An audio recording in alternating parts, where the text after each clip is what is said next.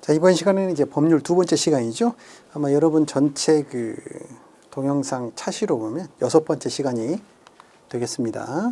자, 2번 문제에 나와 있는데 1번 문제에 잠깐 그 기본 그 책에 있는 문제 잠깐 한번 보고 가도록 할게요. 출제 예상 문제도 필요한 부분은 이렇게 별 3개가 아니더라도 잠깐 봐야 되니까 1번 문제에 보시면 민법의 기본 구조에 관한 설명으로 옳지 않은 것은 이라고 나와 있습니다. 자, 기본적으로 뭐 읽어보시면 될 것 같고요. 3번 지문 보시면 법인은 설립 시 권리 의무 주체가 될 수 있는 능력을 갖는다라고 있는데 법인이 만들어지는 것과 권리 의무 능력을 갖추는 것은 또 별도의 문제라는 거.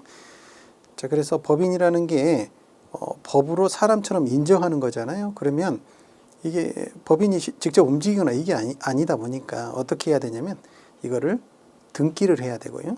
등기해야 남들이 또 그 등기를 열람을 하면서 필요한 내용을 체득할 수 있는 거고, 그리고 정관의 정한 목적 내에서 법인이 활동하게 되는 겁니다.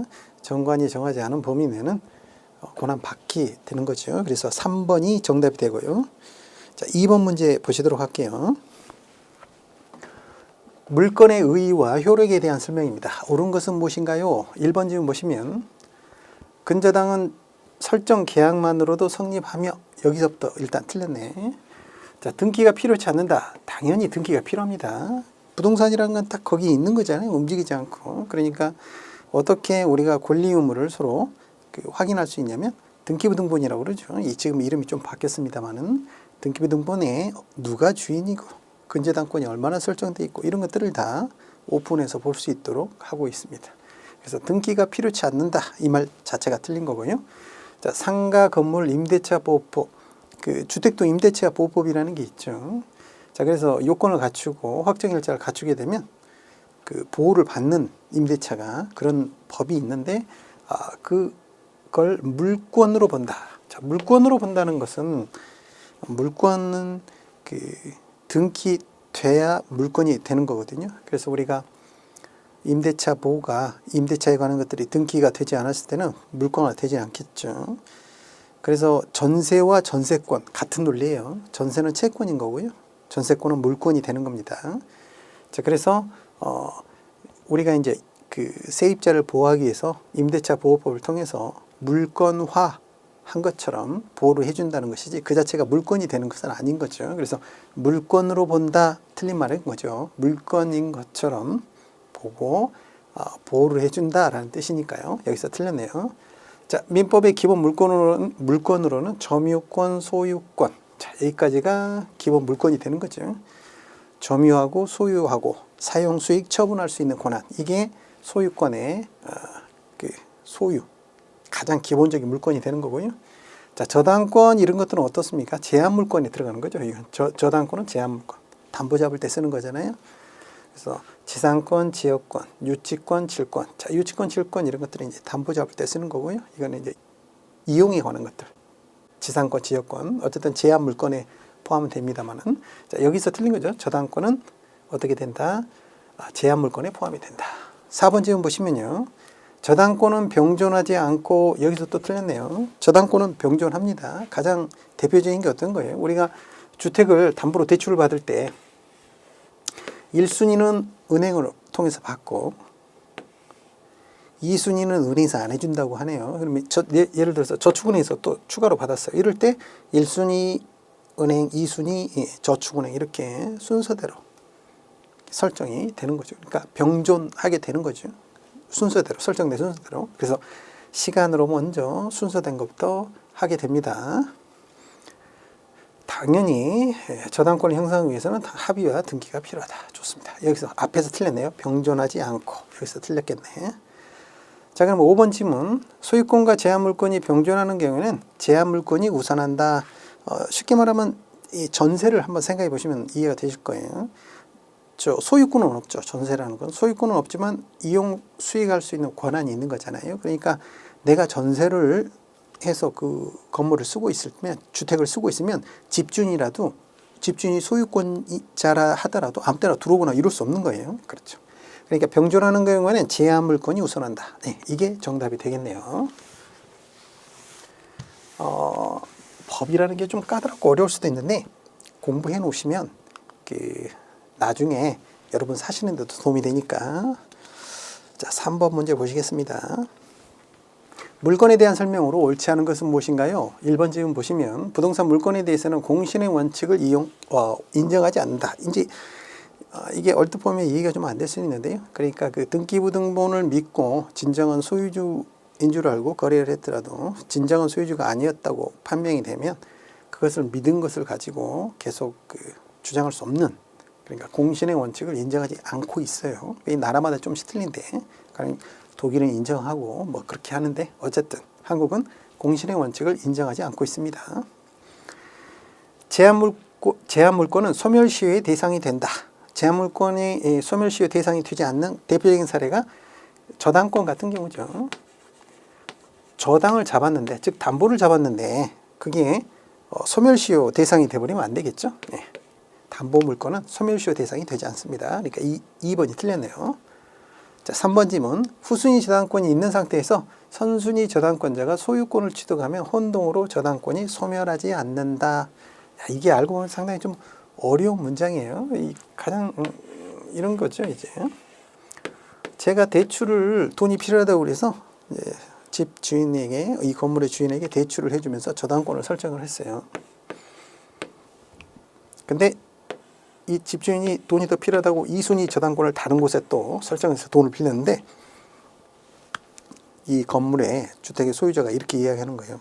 내가 돈을 갚을 능력이 좀 없어졌으니까 저보고 1순위자가 저라면 사가세요라고 했습니다. 그러면 제가 일반적인 상황이라면 그 집 주인이면서 그 건물의 주인이면서 저당권이 의미가 없는 거죠. 내 집인데 내가 저당권을 설정할 이유가 없잖아요. 자, 그런데 2순위자가 있는 경우에는 1순위자로서의 실익이 있는 거죠. 그래서 혼동돼서 소멸하지 않습니다. 이게 이제 좀 따져보면 좀 어려운 문장인데 어쨌든 맞는 문장이에요. 그래서 2순위권자가 있다. 없으면 혼동될 텐데 의미가 없으니까. 그렇지만 2순위, 3순위자가 있으면 1순위자로서의 실익이 있는 거죠. 네. 그래서 소멸하지 않는다. 좋습니다. 채권이나 소유권 등을 제외한 재산권의 소멸시효는 20년이 되고요. 경매, 상속인 경우에는 등기가 없더라도 소유주가 되는 건 맞아요. 그렇죠. 경매가 하거나 상속이라는 것도 내가 원해서 받는 게 아니라 이제 예를 들어서 돌아가시면서 저한테 넘어오는 거잖아요. 그런 것 때문에 등기 없이 취득은 가능하지만 결국 매각을 하려면 어떻게 해야 돼요? 등기해야 됩니다. 맞는 말이 되겠습니다. 그러니까 우리가 집을 사잖아요. 그러면 제일 먼저 뭘 하죠? 그렇죠. 등기부터 하는 게 다 이런 이유인 거죠. 그래서 부동산의 소유는 누구 것인가 라고 하면 등기한 자의 것이 되는 것입니다. 4번 문제 보시겠습니다. 제한 물건에 대한 설명으로 옳지 않은 것은 무엇인가요? 용익 물건에는 우리가 이렇게 외우죠. 지지전 이렇게 외웠습니다. 지상권, 지역권, 전세권이 있습니다. 자, 유치권은 물건을 점유한 사람이 변제받을 때까지 물건을 가지고 있다는 뜻이죠. 점유를 상실하게 되면 소멸한다. 가장 대표적인 경우가 어떤 경우냐면 그 공사를 해주고 공사 대금을 못 받은 경우가 있을 수 있잖아요. 그럴 때는 바로 이제 유치권, 점유를 하고 있어야 돼요. 또 다른 거 보면 예를 들어서 우리가 구두를 닦아달라고 이야기했을 거 아니에요. 그러면 구두 닦는 그 용역비가 있을 텐데 그 돈을 내지 않으면 구두 닦는 사람은 그 구두를 가지고 있을 수 있어요. 그렇죠? 그게 점유하고 있어야 돼요. 그러니까 유치권은 점유를 상실하면 소멸하니까 점유가 유지돼야 됩니다. 유치하더라도 어때? 점유해야 된다. 이렇게 외우셔도 되고. 자, 3번 지문 보시면요. 저당권은 계속적인, 여기서 틀리네요. 저당권은 계속적인 거래 관계에서 발생, 소멸하는 것을 담보를 하려면 저당권이 아니라 근저당권이어야 돼요. 단순 저당권이 아니라 뭐다? 근저당권. 이게 뿌리 근자예요. 뿌리근. 그러니까 채권 채권이 있단 말이에요. 채권 채권이 뭐냐면 예를 들어서 1억이라고 치면 그 1억 범위 내에서는 대출을 어떻습니까? 소멸시키기도 하고 또 일으키기도 하고 장래에 이렇게 소멸과 발생이 반복될 수 있는 거죠. 그러면 굉장히 편한 거죠. 돈을 빌리는 사람 입장에서도 여유가 생기면 갚았다가 필요할 때 또 쓰는데 그때마다 저당권을 설정하기가 굉장히 불편할 수 있거든요. 금융기관 입장에서도 유리하고. 자, 그러다 보니까 어떻게 합니까? 은행에서 대출 받을 때 보시면 전부 그냥 저당권이 아니라 근저당권으로 대출을 받습니다. 저당권이라고 했으니까 틀린 거죠. 근저당권이죠. 네, 3번이 틀렸고요. 4번 지금 보시면요. 민법이 인정하는 저당권의 객체는 부동산, 지상권, 전세권이다. 좋습니다. 자, 질권 이야기 나왔어요. 질권이라는 건 뭐죠? 동산일 때 질권, 부동산일 때는 저당권, 이렇게 암기하시면 되겠습니다. 그래서 이러한 것들, 특허권, 상표권, 예금담보 이런 것들도 다 질권을 설정해서 담보를 잡게 됩니다. 정답은 3번이 되겠습니다.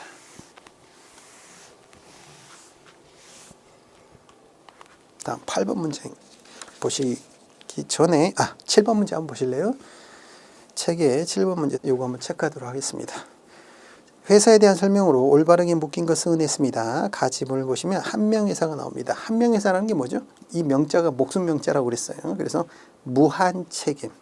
일반적으로 그 자본주의를 발전시킨 주식회사라는 제도가 가장 그 핵심이 되는 원리 중에 하나가 유한 책임이었죠. 책임이 한도가 있다는 건데, 자, 한명회사는 무한 책임이에요. 맞습니다. 나번 합자회사는 유한, 무한 책임 사원이 함께 하는 겁니다. 합자 맞는 말이고요. 자, 다번에 보시면 유한 책임회사는 주식회사와 업무 집행 등이 동일하다 했는데 반대죠. 한명 합자회사와 좀 더 유사합니다. 유한 책임회사를 영어로 보시면 LLC라고 써 있는 그 회사들이 있을 거예요. 그게 미국의 LLC가 우리나라로 치면 유한 책임회사가 되겠습니다. 일종의 동업과 같은 그런 성격이라고 생각하시면 될까요? 그러니까 주식회사보다 투명성이 떨어지고 정보의 오픈이 줄어들고 그 임원의 임기가 따로 없습니다. 동업 개념이라고 보시면 될 것 같아요. 다번이 틀렸고요. 라번은 읽어보시면 되겠죠? 맞는 말입니다. 그래서 7번은 정답이 1번 가나라. 요거 한번 체크하시고요. 자, 다음 8번 문제 한번 보시겠습니다. 설명으로 올바르게 묶인 것은 무엇인가요? 보시면 가번 주주는 사원으로 제한적이 없으며 1인 회사도 인정된다. 우리가 이제 사원이라는 표현을 쓰면 우리가 흔히 말하는 회사원 이런 뜻은 아니에요. 법에서 나오는 이 사원이라는 건 지분이 있는 자라는 의미입니다. 그래서 맞는 문장이 되겠고요. 주주가 한 명이어도 상관없습니다. 2번 질문. 발기설립은 설립 시 발생하는 주식의 2분의 1 이상이 아니라 전부입니다. 전부. 발기인이 인수하는 조건을 하는 게 전부. 이게 발기설립이 되겠습니다. 일반적으로 발기설립이 많이 이루어지고요. 모집설립은 좀 이렇게 모집하면서 설립하기가 신뢰도가 쌓여야 되는데 그게 쉽지는 않죠. 그래서 일반적으로 우리가 회사를 만들 때는 발기설립이 주로 이루어지겠습니다. 모집설립의 경우에는 창립총회의 종교로 2주 이내에 설립 등기를 해야 합니다. 좋습니다. 그 다음에 발기설립 시, 자, 조건이 이게 굉장히 디테일하게 나와 있는데요. 이걸 한번 읽어보시면 되겠어요. 이게 맞는 문장이 되겠습니다. 그러면 나가 아닌 가다라가 맞는 문장이 되겠네요. 자, 그 다음에 마 보시겠습니다. 계좌부의 기재를 변경시키는 방법에 의해서 주식의 결제가 이루어지는 것을 예탁. 기재를 변경하는 게 예탁이 아니라 대체 결제로 대체. 우리 예탁이라는 말은 어딘가에 맡겼다 이런 뜻이죠. 그래서 우리가 주주가 어떻게 되냐면 우리가 주식을 사고 팔고 하게 되면 이렇게 자동으로 계좌에 주식 계좌에서 주식이 옮겨가지 않습니까? 대체되면서 옮겨가면서 명부가 바뀌는 거예요. 그렇게 하는 게 대체. 예탁이라는 건 예탁결정원이 맡겨놨다는 의미입니다. 예탁결정원에 약간 의미가 틀린 거죠. 자, 모집설립은 출소한 주식 인수인 의결권의 2분의 1 이상이며 인수된 주식 촌수와 가반수에 해당하는 다수로 이사와 감사를 선임한다. 자, 보시면 모집설립은 출소한 주식인 의결권의 3분의 1 이상이 되겠습니다. 3분의 1 이상. 자, 이렇게 보시면 그래서 정답은 가다다 이렇게 맞추시면 되겠네요. 문제를 좀 외워야 되는 부분이 있으니까 이 법이라는 게 그렇습니다. 조금씩 외워야 되는 부분들이 있으니까 공부를 좀 많이 좀 암기가 좀 필요한 부분이 있겠습니다. 다음 11번 들어가기 전에 9번 문제 잠깐 한번 보고 가실게요. 주주총회 특별 결의사항이 아닌 것은 무엇이냐? 주주총회는 일반적인 결의사항을 대부분으로 처리를 하는데 좀 중요하거나 특별한 것들은 특별 결의를 통해서 해결을 한다는 거죠. 그럼 보시면 자본의 감소 이런 것들, 합병, 분할, 해임 이런 것들은 좀 더 중요한 거죠. 5번이 정답이겠네요. 이사 감사의 선임은 일반 사항이 되겠습니다. 정답은 9번의 5번 문제가 되겠고요. 자, 11번 문제 보시겠습니다. 자본의 증감에 관한 겁니다. 틀린 것은 무엇인가요? 자, 1번 보시면 조달 방법에는 신주와 사채 발행이 있다. 재무제표를 보시면 어떤 회사에 자금을 조달, 리소싱, 오른쪽에 리소싱 방법이 나오는 거죠. 주인의 몫으로 초대하는 게 뭐죠? 이게 주식이죠. 자기 자본. 그리고 돈을 빌린다. 채권자의 지위에 쓰는 게 뭐죠? 이게 부채인 거죠. 부채. 주식. 그럼 부채를, 채권을 발행해서 자금을 조달하는 거죠. 이렇게 해서 운용하면 운용의 결과가 여러 가지 자산의 형태로 나오겠죠. 자, 그래서 신주 발행과 사채 발행 등이 있다. 네. 2번 질문, 신주 발행은 타인 자본으로서, 여기서 딱 틀렸네요. 신주 발행한 게 뭐예요? 주인의 몫인 거죠. 자기 자본, 주인의 몫으로 두는 거죠. 타인 자본으로서 부채는 뭐예요? 채권이 되겠죠. 부채는 일정 기간이 지나면 상환해야 되는, 대부분이 기간이 정해져 있는 거고, 주식은 따로 상환 기간이 없는 거죠. 그래서 영어로도 스탁이라는 표현을 씁니다. 쌓여있다는 뜻이지. 2번이 틀렸네. 자, 신주 인수권은 신주를 받을 수 있는 권리에 관한 거고요. 일반적으로 주주에게 먼저 신주 인수권을 주는 경우가 많죠. 자, 4번 질문. 자본금의 감소는 허용되지 않으나, 이게 원칙인 거죠. 상법에서 요구하고 있는 것은 이 회사가 잘 되냐 안 되냐는 좀 덜 중요하고요. 좀 더 중요한 건 뭐냐면 이 회사가 무너지지 말아야 돼. 회사가 무너지게 되면 수많은 채권자 권리자가 얽히고 상거래가 마비가 되고 문제가 되는 거죠. 그래서 상법의 기본 원칙은 자본의 감소를 허용하지는 않지만 이런 경우들, 결손이라든가 이런 특별한 상황이 왔을 때는 가능할 수 있도록 하고 있고요. 자, 자본의 감소의 주주총회 결의일부터 2주 이내에 이런 조건들 공고해야 된다. 좋습니다. 이건 한번 읽어보시면 될 것 같아요. 이 자체가 중요한 지문은 아니니까요. 정답은 2번이 되겠습니다. 뒤쪽에 문장이 좀 어려운 문장이 있었지만 답을 찾는 것은 어렵지 않았죠. 그래서 우리가 공부하실 때 꼭 어려운 지문까지 다 외우시기는 쉽지 않으니까 확실하게 맞는 답을 찾으면 되겠죠. 자, 12번 문제 보시겠습니다. 이익 배당에 관한 설명입니다. 이익이 많이 났을 때 배당을 할 수도 있고 주식 배당을 할 수도 있겠죠. 현금 배당할 수도 있고. 자, 이익의 분배는 영리법인의 본질이고 당연하죠. 너 왜 투자를 했니? 그렇죠. 벌려고 투자했겠죠. 그러면 주식 투자할 때 버는 두 가지 방법이 뭐죠? 배당을 받거나 매매 차익이 생기거나, 이 두 가지인데, 자, 영리법인의 본질이 되고요. 주주의 이익 배당은 당연히 주주의 고유 권한이 되겠습니다. 상법상 법정준비금은 이익준비금과 자본준비금으로 나누어지고요. 이게 회계 시간은 아니니까 이 정도만 말씀을 드리고, 자, 배당금은 이익배당 결의가 있는 날로부터 3개월이 아니라 1개월 내에 지급이 이루어져야 됩니다. 자, 배당금 지급 청구권 소멸시효는 일반적인 예금과 똑같이 5년이 되겠습니다. 그래서 일단 3번 3개월이 아니라 1개월, 여기서 틀렸네요. 자, 4번 질문 보실게요. 주식 배당은 주식으로도 배당할 수 있죠. 그래서 평등의 원칙에 의해서 지분율에 따라 무상으로. 여기서 말하는 무상이라는 건 뭐죠? 내가 돈을 내지 않았음에도 불구하고 주식을 받는다는 거죠. 일반적으로 유상 취득이 되면 뭐예요? 증자라든가 이럴 때 내가 돈을 내고 주식을 받아가는 건데, 무상이라는 것은 회사가 잘 돼가지고 쌓인 현금이 있단 말이죠. 재무제표에 주주로서 초대하고 채권자로서 초대해서 조달을 해가지고 운용을 쫙 했더니 이 현금 자산이 엄청 늘어나네. 이 현금 자산을 어떻게 합니까? 현금으로 주는 게 이게 배당인 거죠. 근데 요거를 어떻게? 현금으로 주지 않고 어떻게 합니까? 주식 자본화 해버리는 거지.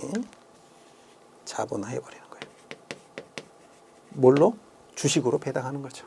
자, 그렇다 보니까 여기 보시면 자본화되기 때문에 회사의 자산은 변동이 없다. 그렇죠. 이 현금을 사회에 유출하지 않고 어떻게 해요? 주식으로 만들어서 준 거예요. 그러면 이제 주주 입장에서 이럴 수 있죠. 아니 나는 현금이 필요한데 주식을 주면 어떡해? 주식을 팔면 되죠. 이렇게 되겠습니다. 5번 맞는 지문이죠. 연결되어서 정답은 3번이 되겠네요. 다음 14번 문제 보시겠습니다. 대출에 관한 거네요. 옳지 않은 것은 무엇인가요? 1번 지문 보시면요. 여신계약. 여신이라는 게 뭐죠? 돈을 빌려주는 거죠. 믿으니까 믿을 신, 줄력. 믿으니까 돈을 빌려주죠. 그래서 여신계약이라는 게 대출계약 이렇게 생각하시면 되겠어요. 자, 기본적인 내용은 여신거래 기본 약관에서 규정하고 세부 사항은 약정서를 이용하게 됩니다. 좋습니다. 채무자가 연대 보증인을 담보로 한 대출을 변제한 후에 변제를 취소할 경우 보증인의 동의를 받아야 된다. 자, 이게 무슨 문제냐면 요즘은 이제 보증을 잘 안 쓰지만 보증인이 보증을 쓰고 이제 대출이 이루어졌는데 대출이 상환이 이루어지게 되면 이때 보증인은 어떻게 되죠? 이제 변제 의무, 즉 보증 의무가 없어지는 거죠. 근데 다시 취소가 되면 보증인 입장에서는 다시 그 부담이 생기는 거니까 보증인 입장에서 오케이 사인을 줘야 된다는 거죠. 맞는 말이 되겠습니다. 자, 증서대출은 채무 이행을 담보하기 위해서 어음을 추가로 증거한다. 어음을 추가로 증거하는 게 뭐죠? 증서대출이 아니라 어음대출이 되겠습니다. 이 앞뒤 문장만 읽어보셔도 답 찾는 건 어렵진 않죠. 어음을 따로 증거하는 거죠.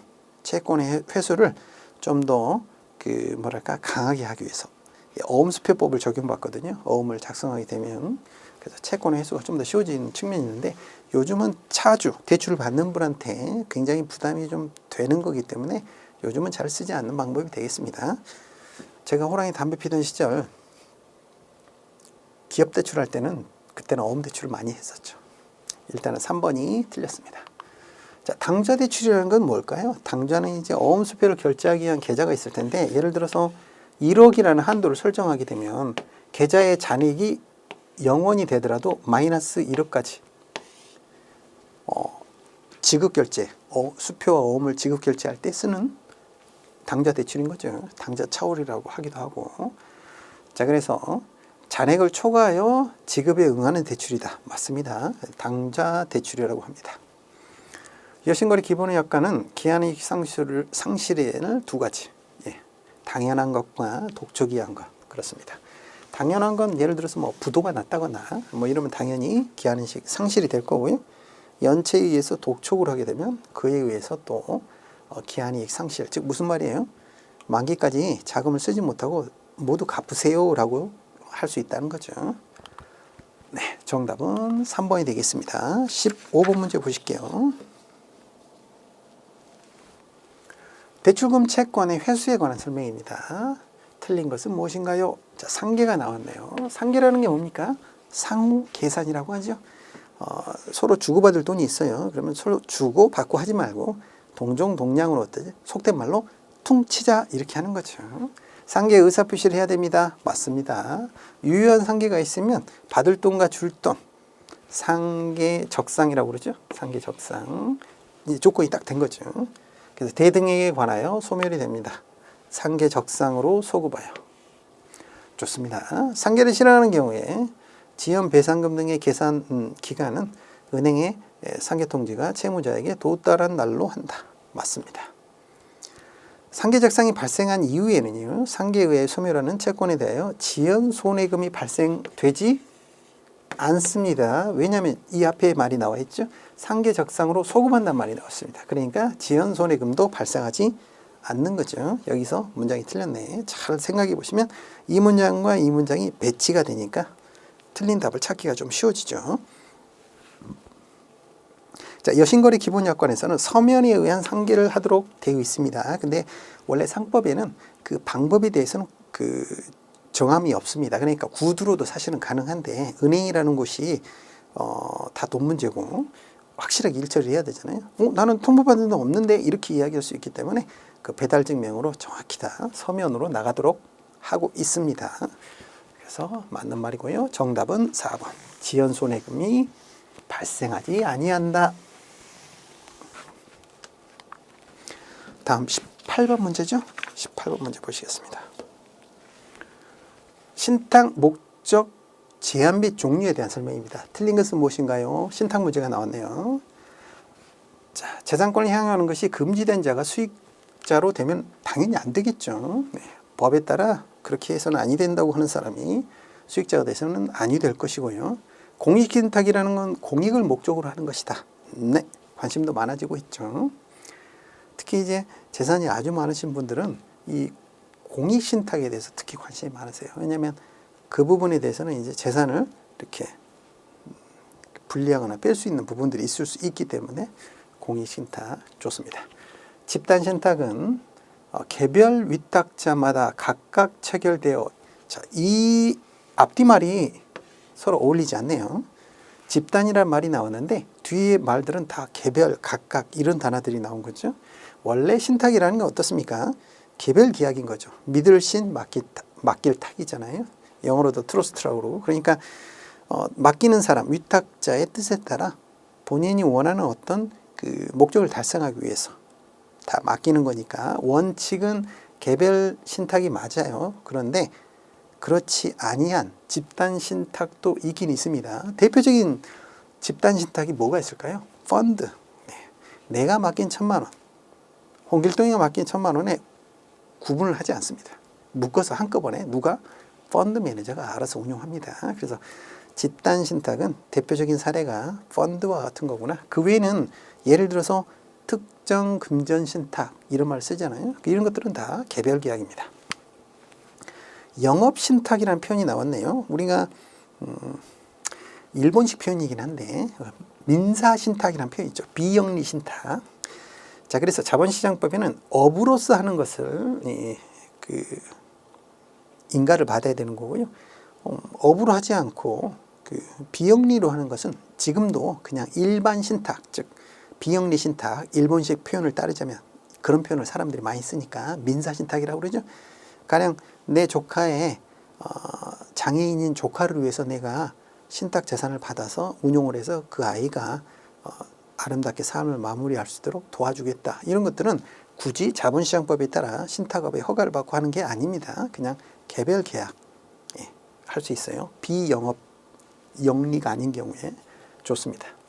일단 업으로 하려면 뭐 해야 돼요? 당연히 인가가 필요합니다. 자본시장법에 하나의 업으로 등록을 하고 해야 되니까, 그러니까 인가를 받아야 되는 거니까요.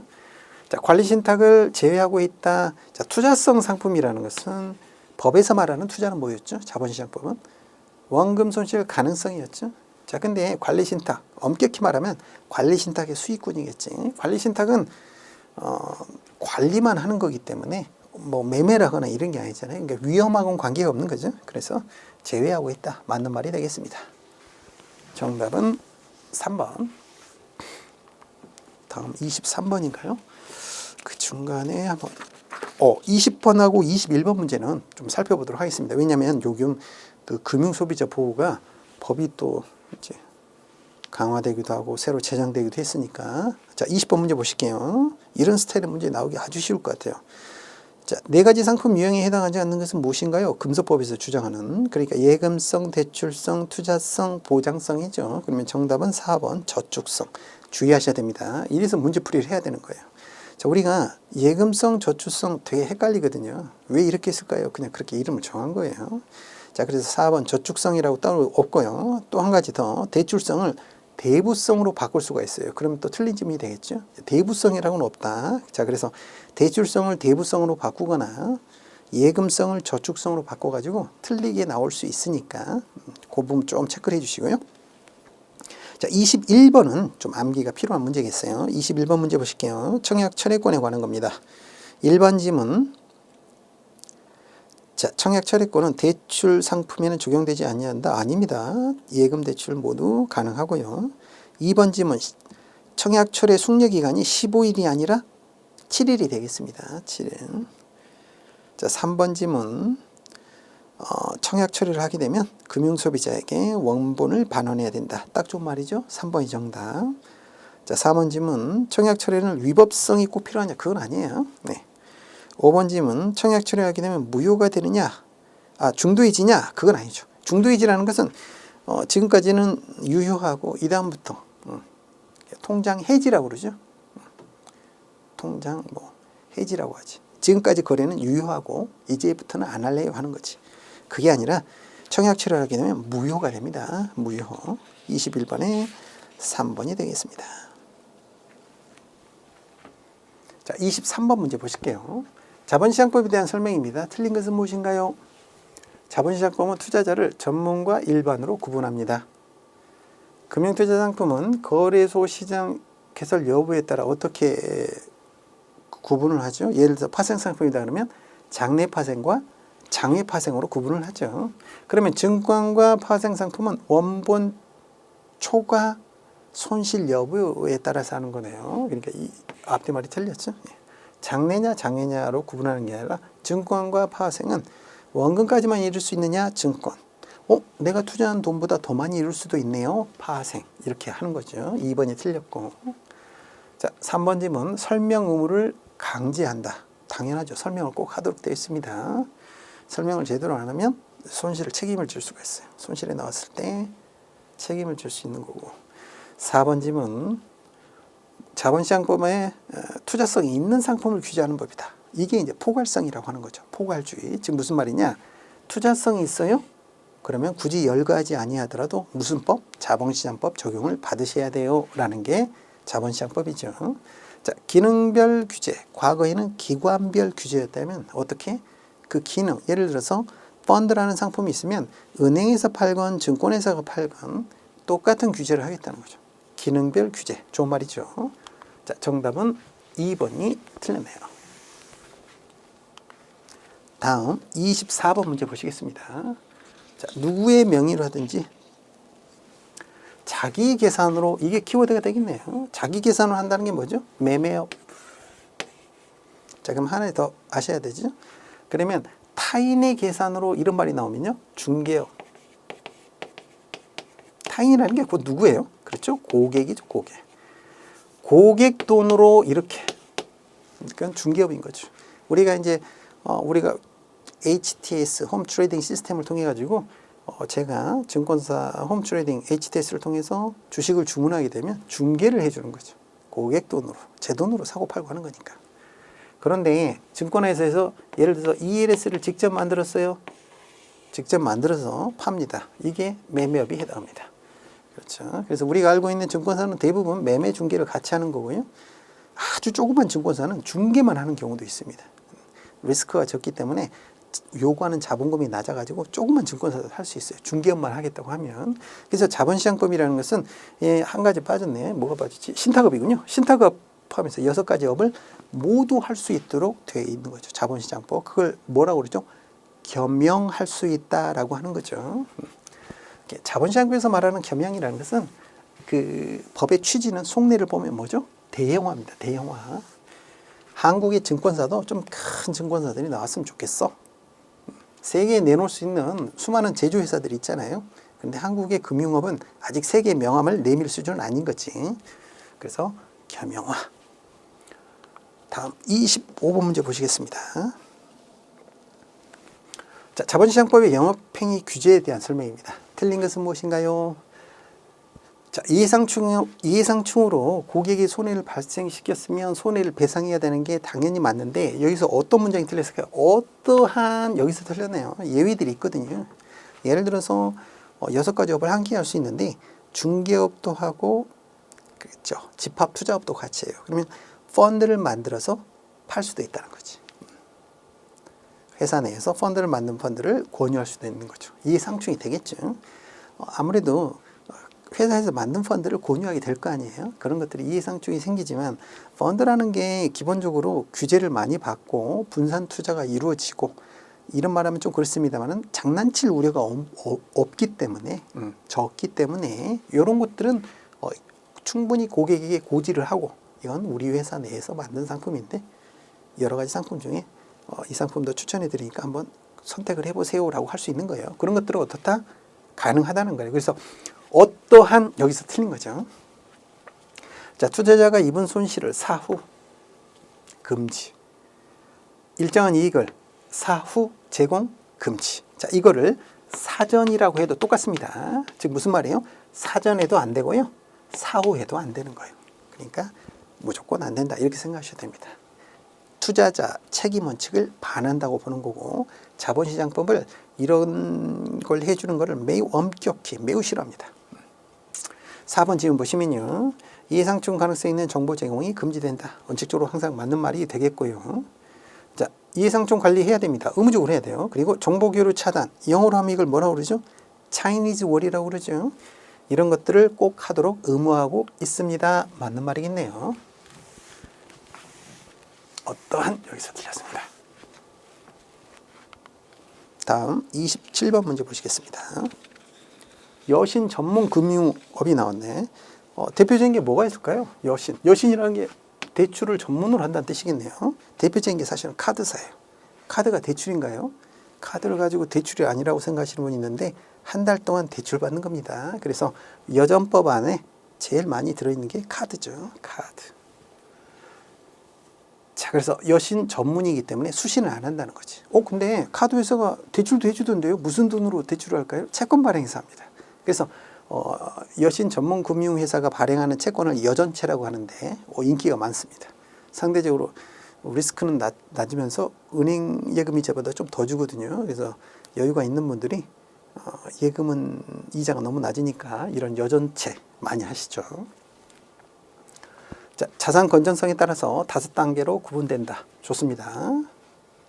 신용카드를 만들고 관리하고 가맹점을 모집하고 이런 회사가 신용카드 회사겠죠. 자, 신기술 사업자라고 있는데 벤처캐피탈 이렇게 이해하시는 게 더 빠르시겠네. 그래서 벤처회사라든가 이런 데다가 투자를 해주는 거죠. 좋습니다. 전업카드사가 아닌 기타 전문 금융회사는 금융위원회의 허가를 받아야 된다. 그건 아닙니다. 그러니까 카드사는 그 인가를 받는 게 맞아요. 카드사는 인가를 받는데 그 외에 예를 들어서 신기술 사업자라든가 이런 곳은 어떻게 한다? 등록제입니다. 등록제. 등록제라는 건 뭐죠? 어떤 요건을 갖추면 할 수 있는 거죠. 등록제는. 법에서 요구하는 요건을 맞으면 등록이 되는 거고요. 인가는 어떻습니까? 인가나 허가라는 것은 정부에서 그러니까 금융이다 그러면 금융위가 해줄 수 있어야 해줘야 하는 거예요. 완전히 틀리죠. 등록제와 인가제는 인허가는. 자, 그래서 4번이 틀렸고요. 신용카드 그렇죠. 여기 있죠. 신용카드 시설대요. 리스 이런 거 있죠. 리스 회사 이런 것들도 다 여전법에 해당하고요. 할부금융 팩토링이라는 표현을 쓰기도 하고요. 신기술금융, 벤처캐피탈, 자 이런 것들이 바로 여전법에 해당하겠습니다. 특히 이제 시험에 나올 내용은 아닌데 이 신기술 사업자가 이 벤처캐피탈이 정부에서 그 굉장히 창업이라든가 벤처 육성을 위해서 지원들이 많이 들어가기 때문에 관심들이 많으시더라고요. 정답은 일단 4번.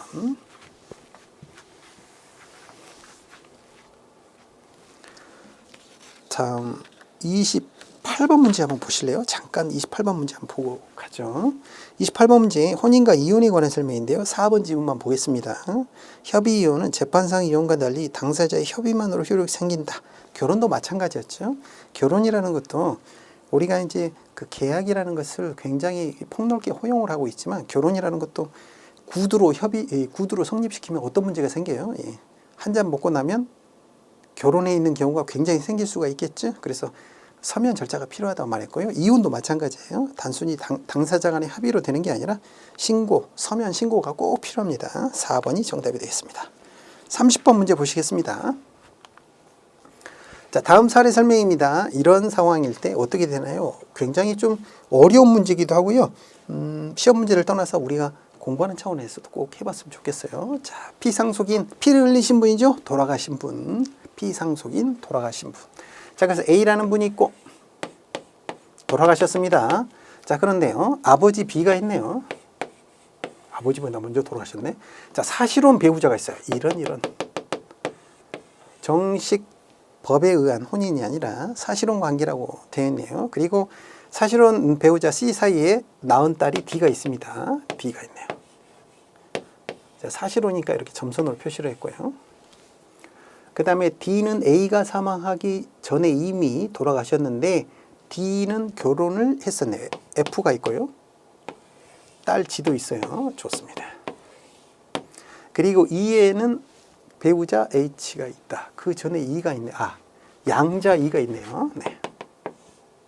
양자도 전혀 상관없죠? 네. 자식과 똑같습니다. 자, 이럴 때 어떤 상황이 돼요? B는 상속인이 될 수 있습니까요? 기본적으로 직계 비속이 있죠? 비속이 있기 때문에 어떻게 된다? 상속인이 될 수 없죠. C는 5화를 더하여 받는다? C 자체는 사실혼이죠. 사실혼은 못 받습니다. 예. 법에서는 사랑했느냐 사랑하지 않았느냐는 따지지 아니합니다. 법적 배우자가 아니기 때문에 못 받지만 여기서 중요한 게 뭐냐? D입니다. D. D는 사실혼의 관계, 즉 정식으로 법적 혼인관계가 아님에도 불구하고 혈연으로 맺어진 거죠. 이런 경우는 어떻습니까? 상속 받을 수 있습니까? 네, 받을 수 있습니다. 네. 똑같습니다. 이렇게 E나 D나 똑같습니다. n분의 1이에요. 유언이 없다면. 왜 그럴까요? B 입장에서 생각해 보세요. 내가 원해서 태어난 게 아니죠. 그냥 태어난 거예요. 그러면 먹고 살아야 될 거 아니에요. 그렇습니다. 결혼이라는 건 계약이라고 그랬어요. 이건 선택의 문제거든요. 내가 결혼하기 싫으면 안 해도 되는 거예요. 그렇지만 혈연이라는 거는 선택이 아니었다는 거지. 그러니까 똑같이 줍니다. n분의 1이다. 굉장히 중요한 내용이에요. 그래서 G는 D의 상속분을, 그렇죠. D가 받을 게 있었는데 보니까 D가 이미 사망을 했어요. 그러니까 A가 돌아가시기 전에 이미 사망하고 없어. 그러면 대신 받는 거죠. F와 G가 대신 받게 됩니다. 이걸 뭐라고 그러죠? 대습상속이라 한다. 이게 이 짧은 가계도 안에서 중요한 이야기가 여러 개 나오네. 자, H는 대습상속을 받을 수 있다. 배우자 E에게는 H가 있다. 여기 또 배우자가 있었네요. 네.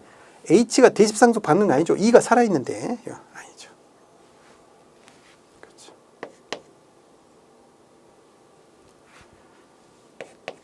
자, 그 다음에 E가 상속을 포기할 경우 상속 포기분이 국고의 아니죠. 다른 사람한테 가는 거죠. 이쪽으로 가는 거죠. 그건 아닌 거죠. 그렇습니다. 그래서 정답은 뭡니까? 대속상속을 받았다. 이게 맞네요. 어려운 문제일 수도 있는데요. 상식으로도 꼭 알아두셨으면 좋겠습니다. 이게 다 피와 살이 되는 지식이죠.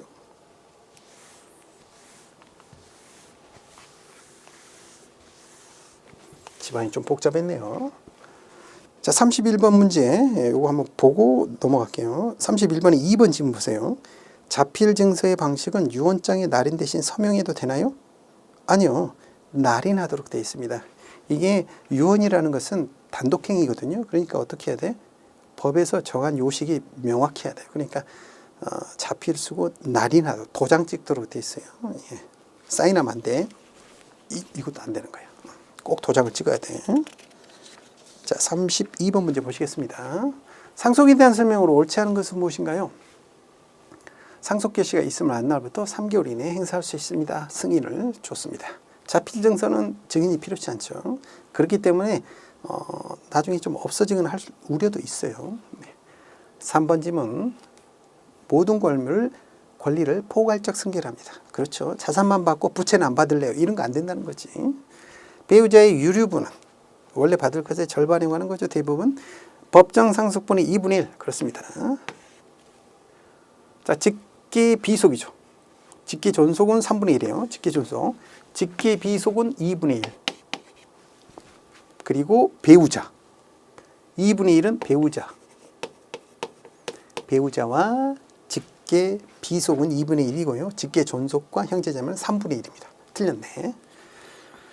유류분 반환 청구권은 안날로부터 1년, 10년 이내에 청구해야 됩니다. 좋습니다. 정답은 4번이 틀렸죠? 네. 배우자와 직계 비속, 자녀는 2분의 1이고요. 나머지는 3분의 1 이렇게 되겠습니다. 다음 33번 문제 보시겠습니다.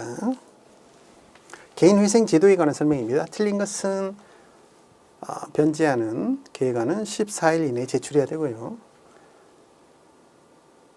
3년을 초과해서는 안 됩니다. 변제 기간이. 자, 요거 좀 주의 좀 해주세요. 과거에는 5년 이때가 있었거든요. 3년으로 줄어들었어요. 요거 좀 체크를 해주시고. 자, 개시 결정에서 중지된 여러 가지 강제 집행 등등의 절차가 효력을 잃지 않는다? 효력을 잃게 되는 거죠. 이것 때문에 개인회생 제도를 하는 거죠. 채권 회수 절차 이런 것들이 중지가 돼버립니다. 그것 때문에 개인회생을 할 수 있는 거죠. 중지시키고 그 계획에 따라 변제를 다 하면 면책을 시켜주는 거죠. 다시 회생 즉 일어설 수 있도록 잃지 않는다. 여기서 틀렸네요. 그런데 그게 보증인할 때 효력이 없습니다. 이게 또 뭐 단점이 될 수는 있어요. 보증인 입장에서는 개인회생이 보호를 못 받게 되고요. 자, 면책이 된 뒤에도 취소될 수가 있어요. 부정한 방법으로 면책을 받았다거나 이런 경우에는 취소될 수 있는 경우가 있을 수 있겠죠. 3번이 정답이 되겠네요. 다음 34번 문제 보시겠습니다. 자금 세탁 방지 제도인데요. 틀린 것은 무엇인가요? 합당한 근거의 판단 주체는 금융위가 아니죠. 금융회사겠죠. 금융회사가 판단해서 그 회사 임직원들이 판단하겠죠. 그 회사 임직원들, 금융회사 임직원들이 뭔가 좀 문제가 있는 것 같은데요. 라고 보고하는 거죠. 보고가 되면 이제 금융회사는 그걸 취합을 하고 체크를 하겠죠. 일단은 판단 주체는 금융회사다. 1번이 정답이 되겠네요. 1,000만 원 이상 현금 거래죠. 이게 고액 현금 거래 보고 제도라고 하고요. 100만 원 이상의 전신 송금 등등 이런 것들은 고객 확인 적용 대상이 되고요. 위험중심법에 따라 하게 되죠. 그래서 위험성이 높으신 분은 뭐 1년 단위로, 위험성이 좀 낮은 분은 뭐 3년 단위로 이렇게 하고 있죠. 자금 세탁 방지법이라는 게 그렇습니다. 그 불법 행위로 인한 쌓인 돈을 핸들링 해주는 거, 관리해주는 것도 역시 뭐다? 처벌하겠다는 거죠. 그게 자금 세탁 방지법이죠. 1번이 정답이 되겠네요. 36번 문제 보시겠습니다. 개인 신용정보 수집에 관한 설명이죠. 옳은 것은 무엇인가요? 1번 질문 보시면 거래 상대방의 신용 능력을 판단할 때는 꼭 동의를 받아야 되냐? 그렇지 않다라는 거예요. 왜냐하면 사업을 하려면 상대방과 거래를 할 때 신용도를 체크를 해야 사업을 할 수 있는 부분이 있을 거 아니에요. 그래서 꼭 동의를 받아야 되느냐? 그건 아니라는 거죠. 동의 없이 가능한 부분이 있고요. 개인정보는 어떤 경우에도 당초 목적으로 이용할 수 없느냐?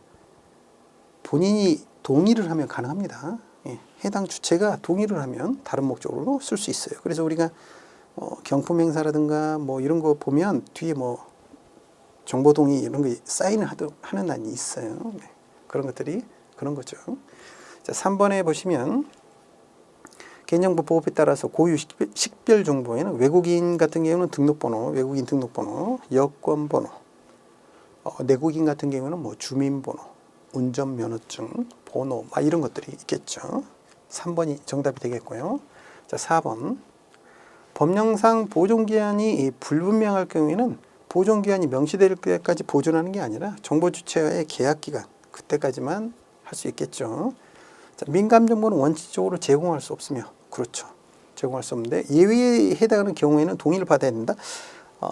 이게 예를 들어서 예외에 어떤 경우가 있냐면 아주 그 생명이 긴박하다거나, 사람이 죽어가는데 당신의 혈액형을 확인하기 위해서 동의를 받겠습니다. 이건 사람을 살리고 봐야 될 거 아니에요. 그런 경우는 당연히 예외의 하나니까 동의가 없어도 가능할 수 있는 경우들이 있는 거죠. 그래서 이 문장은 틀린 문장이 되겠습니다. 정답은 3번. 다음 37번 문제. 마지막 문제가 되겠습니다. 정보 주체의 권리 보장과 개인정보 유출에 관한 겁니다. 옳지 않은 것은 특별한 경우가 아니면 정보 주체는 자신의 개인정보를 열람할 수 없다? 아니, 자신의 개인정보를 왜 자기가 열람 못 하겠어요? 할 수 있습니다. 대신 신청의 절차 이런 것들이 필요하겠지만 틀렸죠. 1번이 정답이 되겠고요. 자, 삭제 요청을 할 때는 10일 이내에 조치합니다. 5일 이내에 조치합니다. 유출은 심각하죠? 예, 날짜 문제가 가끔 나오더라고요. 5일. 처리 정지를 요청할 경우 10일 이내에 조치합니다. 사실과 다른 개인정보는 정정 결과를 7일 이내에 통보해야 됩니다. 좋습니다. 정답은 1번이 되겠네요. 자, 이렇게 해서 이번 시간 마치시고 다음 시간 계속 이어가도록 하겠습니다. 수고 많으셨습니다.